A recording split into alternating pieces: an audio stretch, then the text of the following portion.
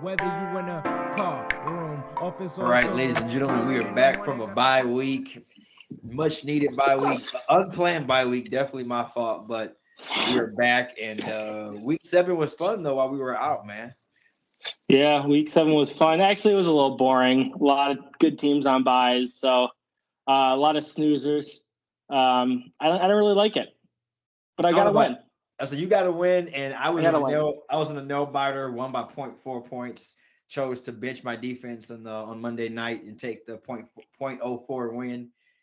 Thankfully, no stat correction backfired on me. So I'm looking at 5-2, and then I broke out with an Austin Eckler trade today to shake up the trade deadline. So I benefited from the boring bye week. Bye weeks always equals trades after, I feel.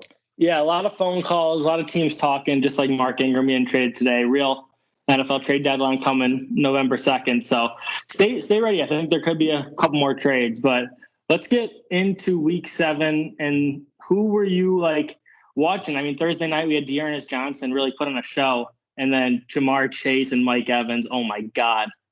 Yes, I was very impressed with Deandre Chase Johnson. I hopped on the bandwagon, got him as my flex in my biggest lead that I won by 0.04 points. So, needless to say, he was simply amazing for me. You needed every carry. I needed every single carry he got me, every move, every cut. I appreciate everything he did. Jamar Chase and Joe Burrow, though, they're looking like a deadly combination. Shades of LSU. I mean, it's scary right now, and if this offense can keep rolling like it is, defense is playing really well. They're a good team in the AFC. Yes, I mean, he's somehow outdone expectations due to the bad preseason that he had coming into the season, had some off the field issues, but since week 1, this guy has been a dominant player. Joe Burrow's looking special. And do you think it was planned, like Jamar Chase, like the press coming out, oh, he's dropping, he's not going to be that good, and then all of a sudden he comes out hot out the? It could be. We've seen stranger things, so Absolutely. And then how about Atlanta? Kyle Pitts, welcome. Yes, Kyle Pitts is playing some football now. People were questioning how was he the highest tight end ever drafted. I don't think anyone has questions anymore. The guy's a wide receiver. He's simply amazing. And I think he only gets better if they start getting some weapons around him, and depending on what Matt Ryan can get you. Man, Kyle Pitts was amazing though. Yeah, hopefully it opens up some things for Calvin Ridley. Please, because Calvin Ridley owners out there struggling still. Nothing amazing off the stat line. Patterson looks impressive still. Yeah. And then how about Monday night, AK? He was awesome. Yes, it was funny. We just had a fan request to talk about AK coming into the game as the week before was his first good week he's had all season, and then he had another fantastic week. He gets Mark Ingram coming in, but I don't think fantasy owners should fear that. And I think Alvin Kamara finally might have found the stretch. Because people have to remember, he's going through an adjustment as well. He's used to Drew Brees. Now he's got Jameis Winston and the whole new staff of players. So he's also been adjusting as a running back here. Yeah, but Michael Thomas is coming back. And Mark Ingram coming back into that locker room. When? I don't know, but no one knows. We could see it in the next couple weeks. But back in the day, it used to be Mark Ingram was the lead back and Alvin Kamara coming in as a rookie, and now the roles are reversed. So we'll see how it plays out. Yes, that's going to be very special to watch. And Cooper Kupp stayed hot with the Rams. That entire offense is still booming. Yeah. Robert Wood owners still not extremely happy, but your floor is still looking good. But Cooper Kupp's definitely the receiver you want, and Tyler Higbee's showing up as well as a tight end that was very impressive in the bye week. Oh, I think he's been okay, but he's really touchdown dependent. He's getting the touchdowns, so that's really helping out. But yeah, Robert Woods, Tyler Higbee, it's been a little shaky. Cooper Kupp, Matt Stafford, awesome. Another tough week for some very key fantasy players.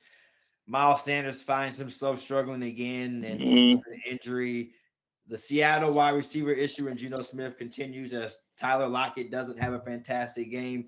DK looked fairly impressive, as many hoped, as Geno would be Geno's favorite target, but Tyler's definitely suffering. Absolutely, they were.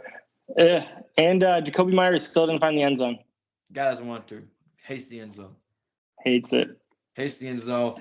But how about the Chiefs? Can we talk about the Chiefs? I was trying to skate past it. Nah, we got to talk about the Chiefs. I mean, it's a new offensive line, and I think Pat's had a $500 million offseason. Like he's struggling right now. Yeah, maybe he didn't have the greatest offseason off the field as far as football work as he did previous years. It's a possibility. Absolutely. And then I'm not worried about the Chiefs offense. I still think that they're making the playoffs, and maybe they don't get the first week bye, but no one wants to see them in the first round. This is not a wild card matchup you're happy about if you draw the KC Chiefs at the 7 seed or 5 seed. So I'm not worried about the Chiefs. I think they'll figure it out. And if they're able to get a trade deadline like you were mentioning, Brandon Cooks, that could be nice. Okay, I can see it. Now, what people are you targeting on the waiver wire?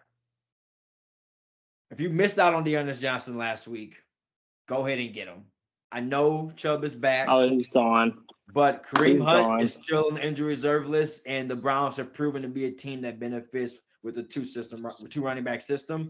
I think Johnson still stays in the mix here, and if he has a good game on 8 to 9 carries, now he's someone who you just stolen in the league, and you got a chance to win late. So I'm really big on him. And Randall Cobb. Green Bay's got no wide receivers this week. Nobody.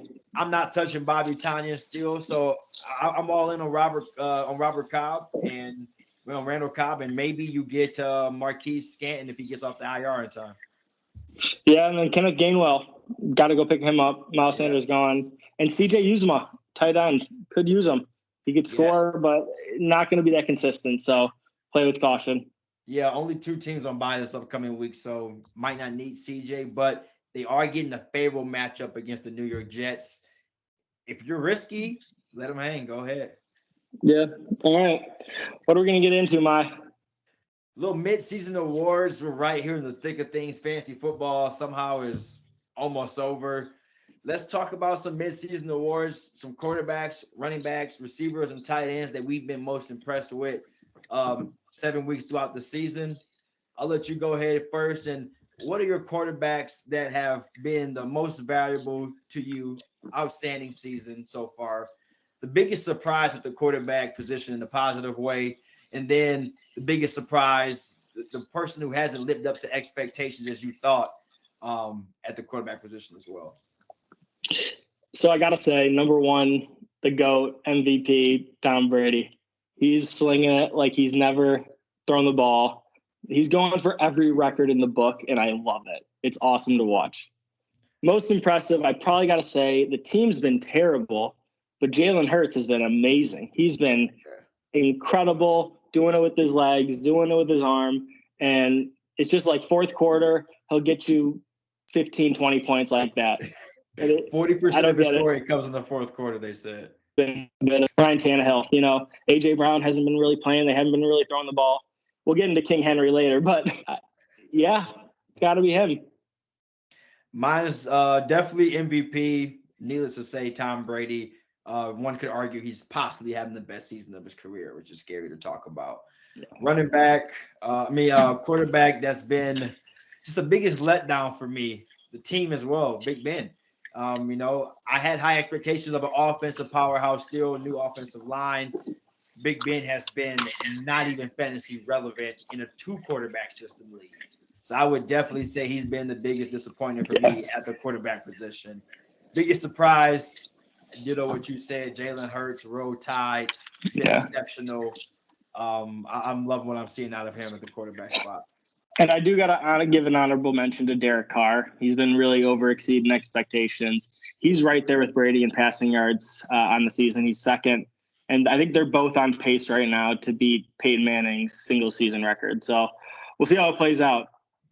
Yes, definitely. And at the running back position, the guy who went number 2 in some drafts, number 3 in other drafts I've heard, Derrick Henry has definitely been the MVP at the running back position. Yeah. He's giving you stats you haven't seen in a very long time. Case closed. Case closed. Not much to discuss.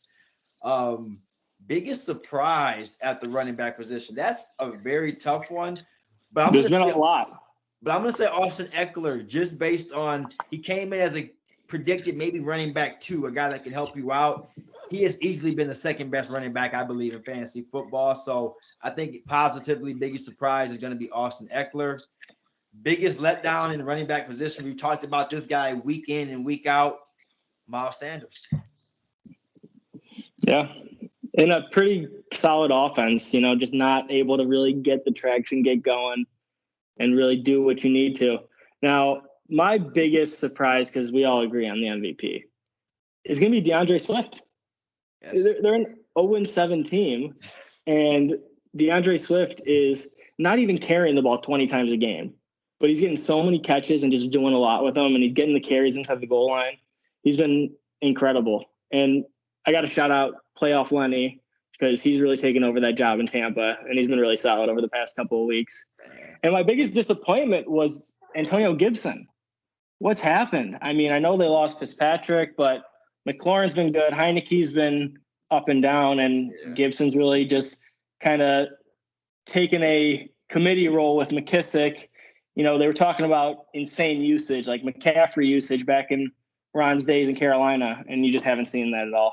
And a gigantic honorable mention to James Robinson, a guy that came in as predicted second string running back after an 1,000 yards rushing year last season, lost his job to a rookie, and he's produced week in and week out. So gigantic honorable mention to James Robinson, I think. Let's go. At the tight end position, it's been a hell of a season, up and down, big gaps throughout. I'm going to have to go with Travis Kelsey as my favorite tight end so far this season. He's not still worried one. about last week. He's still a beast. Biggest surprise at the tight end position. This is tough because there's been so many, but I'm rolling with Dawson Knox over there in Buffalo. He's looking like a start. I know he's got the broken hand right now, but he'll be back in 3 weeks, and I think he's an automatic fantasy start as soon as he returns. Now, biggest letdown at the tight end position.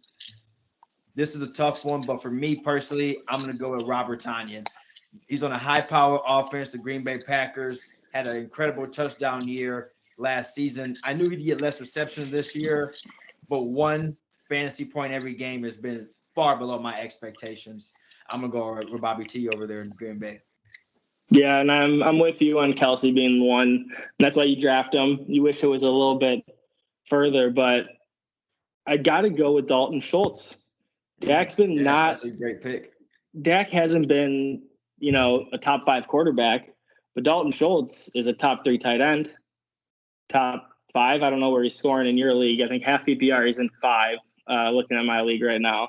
So, you're not thinking about that guy. That's a guy you pick off waivers. So that's probably the most surprising for me, at least valuable. I drafted this guy in a lot of leagues, and I'm not really worried about him, but midseason awards, and I think you got to hold people accountable. Darren Waller. Derek Carr's getting the passing yards, and Darren Waller is 9th behind Noah Fant, Kyle Pitts, Hawkinson, Gesicki. So you want to see, and I think he will after the bye, hopefully, but that's where I'm going to have to roll. Now, receivers. How about the prima donnas? We got to go Cooper Kupp, MVP. That's my MVP. Easy. No discussion needed. What else we need to say? He's on a path he could break some records too. So yeah, he's having an Antonio Brown 2015 type season right now. It's scary. And they play the Texans this week. So most surprising has got to be Jamar Chase. I know we talked about him a little bit earlier. So I'll give you another guy here who's been awesome, Deebo Samuel. That's 2 good ones. Deebo's been really good, and Jimmy Garoppolo, Trey Lance, he's really performed in every game. And we'll see who's throwing him the ball, but I think he stays healthy. He'll be a top 10 receiver the rest of the way. And my least valuable, after week 1, you got to give it to Amari Cooper. But he's sharing the award with Keenan Allen, because Keenan Allen was supposed to be, the best receiver to have in the Chargers offense, and it hasn't been. It's Eckler and Mike Williams. Eckler's taken up 5-10 receptions every game. So it's got to be Keenan Allen just because you drafted him so early. Okay, those are very good picks. I do ditto Cooper Kupp at the receiver position as the MVP this season. I don't think there's much discussion. Honorable mention to a Tyler Lockett before the Russell Wilson injury. He was putting on a show. Biggest disappointment for me, I got to represent Detroit, Michigan, man. Allen Robinson. He's having a tough season, drafted as a wide receiver one in many leagues. High expectation from that Chicago Bears, at least Justin Fields and an Allen Robinson connection. And he has come to the point where if it wasn't for his name, he would be dropped in most. He'd be dropped. Yeah. It's sad to say. If he wasn't Allen Robinson and we knew how good he was and how great of a receiver he was, he would be dropped in every league. But most owners are keeping him because he was literally drafted in the top 20. So I think Allen Robinson takes the cake on just hasn't fulfilled what we thought we would this season. And the biggest surprise at the wide receiver position, this is tough because there's so many people, but I'm going to go ahead and help Tom Brady out. I'm going to go with Antonio Brown. He's been the best receiver for the Buccaneers this entire season. I read on the report before the season started that one fantasy guy thought that he could have an amazing year, and I rode with it. And he's been the must-have receiver. He's been more consistent than Mike Evans and Chris Godwin. But he's not healthy right now. And I don't know if he's playing this week, So you got to get healthy. But I do agree Antonio Brown is having a great season, had a real connection with Tom Brady until he got hurt. Well, that's our mid-season awards. Let us know what you guys think, where we missed that for sure. Yep. Hopefully these guys finish off strong because I'm an owner of a good amount of these players. So I need them to keep it going. And hopefully those disappointments turn around. It's not too late for Allen Robinson to have a hell of a second half of the season. No, and like we said earlier, the trade deadline's coming. I don't know, Brandon Cooks owners, I'd maybe hold on because he could get traded. I've heard some talkings. I don't know about Deshaun Watson. We're not going to get into that, but I would say you got a trade deadline coming up, and this is really time in fantasy to put your foot in the ground. Trade deadline in fantasy league's probably coming up too. So make a play, get your team better, and really get ready for the second half. Yes, sir. And we got a gigantic game tonight. One of the best of the seasons. Green Bay Packers, Arizona Cardinals. A-Rod's so good, I'm not worried about the receivers not being there today. Who are you liking on this Green Bay Packers team going into the Thursday night football game tonight? Ooh, I don't know. I mean, it's got to be Aaron Jones and A.J. Dillon, right? Because Aaron Rodgers has been really good in his career without Devontae Adams. I think the last, 6-0. 6 games. Yeah. He's never lost without Devontae Adams. It's not a matter of who's out there because we've seen Aaron Rodgers throw it to people they got off the street. Yeah. I'm not worried about that. And the Cardinals are now missing some players. J.J. Watt's out. So I think it's going to be a closer game than people are probably letting on to be. It's in Arizona, but I think the Packers are going to at least cover the spread. And they might win. I'm starting Randall Cobb for sure. I'm taking the chance in the flex position in a dynasty league, standard leagues. Probably should stay away. But for the Arizona Cardinals, I think you don't see anything too scary here. You could even do what you did last week and start Connor and Edmonds. It worked out for me last week, but I'm definitely rolling with DeAndre Hopkins, and I might even look at AJ Green. Yeah, you definitely could. 1:00 games on Sunday. We got 8 of them. Got a long 1:00 Sunday. Kicks off Panthers and the Falcons. Not a great game on paper, but definitely some fantasy players here. DJ Moore, Cordell Patterson stays hot. Yeah. Are you still liking Chuba and what he's doing over there? Yeah, he's getting used like McCaffrey, so you got to roll with it. He's getting the catches, he's getting the carries. I'd play him. Kyle Pitts, you're definitely going to play. Calvin Ridley, how are you liking him going into this matchup against a very good secondary? Panther secondary. And I think Stephon Gilmore's coming off a suspension this week. You can't really probably afford to bench Calvin Ridley. So you just got to watch the game and hope there's a lot of points. Dolphins, Bills in a blowout. That's all we need to say. Anyone besides Gesicki that you're playing for this Dolphins team? Tua low-key had a very successful fantasy week last week. Yeah, I think they struggle with the Bills. I'd probably – you're going to have better options most likely. I'd probably – play those guys, or if it's a toss-up, I'm benching Jalen Waddle for some other players, because I think it's a really good Bills defense, well-rested coming off a bye. And how deep are you going with this Buffalo Bills offense? You've got no Dawson Knox. Is Sweeney at the backup tight end spot a stretch? Gabriel Davis, Emmanuel Sanders. No, I think you stick to the three receivers, and then you really still can't touch that running back room. So I played Josh Allen, and Josh Allen's been great. Tennessee Titans and the Colts. This is maybe a scary game. The Colts are an underrated defense. This could go either way, honestly, as far as fantasy is concerned. I don't Divisional see game where I'm fearing any players to start, though.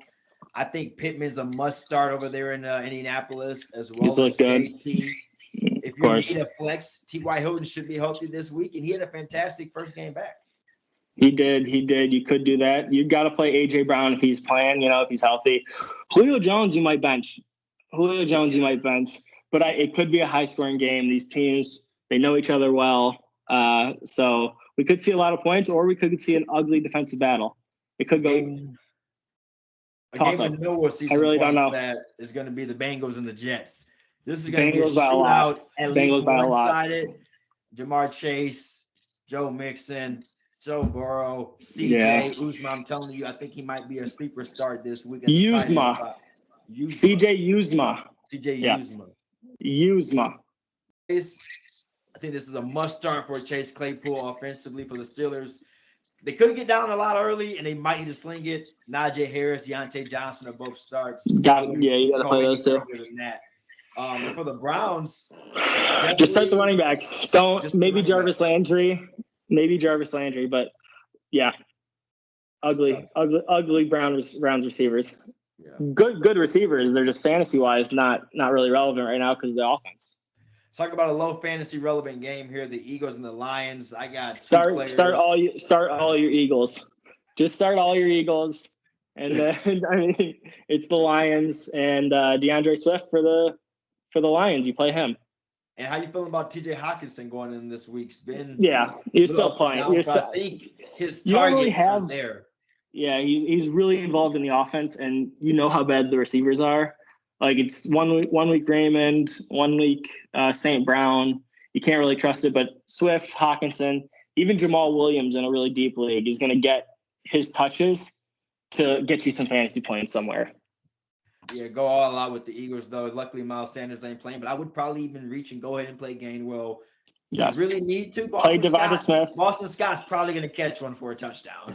maybe play Jalen Reagor if you need something and you just have him. Play Devonta Smith though. The Rams and the Texans, big game offensively. Start your Rams. LA Rams, start them all. I'm not touching a single player on the Texans. You want to say Brandon Cooks, but man, he's going to have Jalen on him all day. But if Taylor's back, I think you feel a little bit more comfortable starting Brandon Cooks, especially like 3-receiver league, 12-teamer. You might have to start Brandon Cooks, and it's not terrible. He's going to get his targets. It's not, but if you got David Mills as a quarterback, I don't know how great those targets will be with Jalen Ramsey on them, or how encouraged he'll be to even throw it to that side of the field.